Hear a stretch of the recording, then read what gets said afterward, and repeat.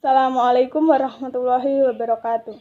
Perkenalkan, nama saya Ega Melivia Irvanda, NPM 200101011033, Pendidikan Agama Islam kelas D semester 2. Di sini saya akan menjelaskan tentang konsep-konsep ijtihad dan dari pelajaran teknologi informasi dan komunikasi.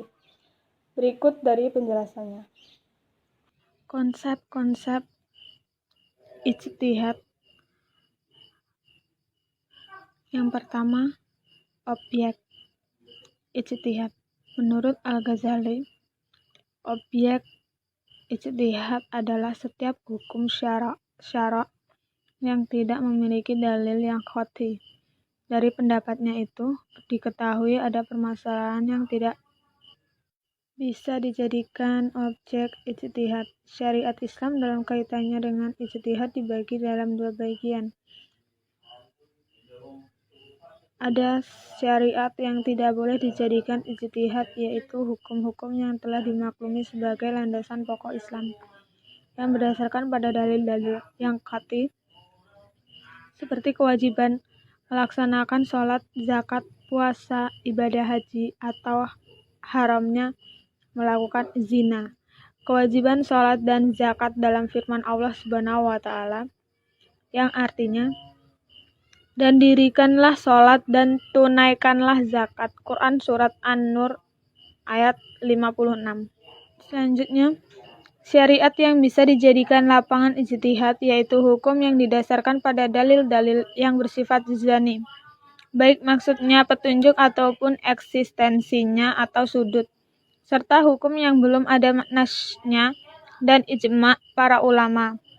Apabila ada nas berkeadaannya masih zani, hadis ahad misalnya, maka yang menjadi lapangan ijtihad di antaranya adalah meneliti bagaimana sanadnya, derajat para perawinya, dan lain-lain.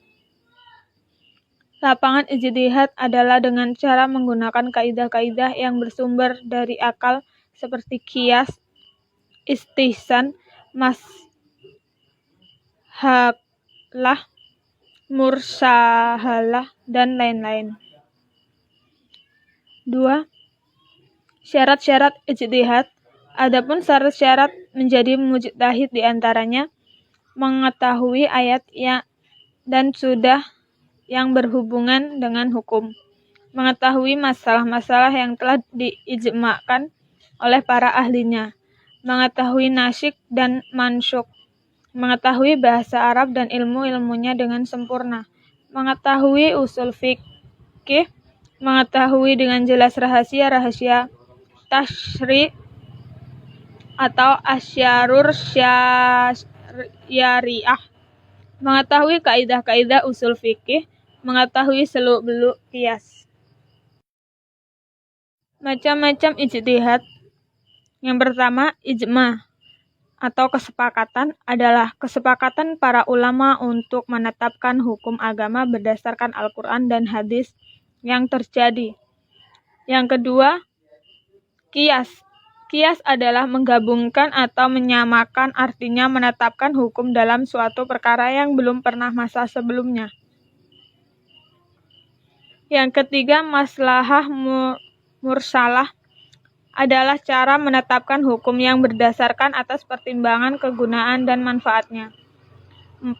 Sudut zari'ah adalah memutuskan suatu yang mubah, makruh, atau haram demi kepentingan umat. Yang kelima, istishab adalah tindakan dalam menetapkan suatu ketetapan sampai ada alasan yang mengubahnya. 6. Urf. Urf adalah tingkatan dalam meninggalkan satu hukum kepada hukum lainnya. Yang keempat, ada tingkatan mujtahid, atau ini yang terakhir.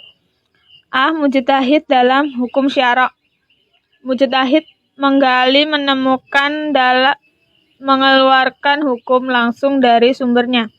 Ia menggunakan qiyas dalam menetapkan hukum atas sesuatu dilihatnya kesamaan illat antara hukum yang ada nasnya.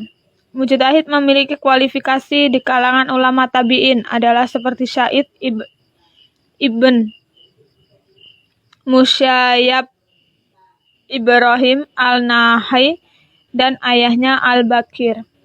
B. Mujtahid muntasib.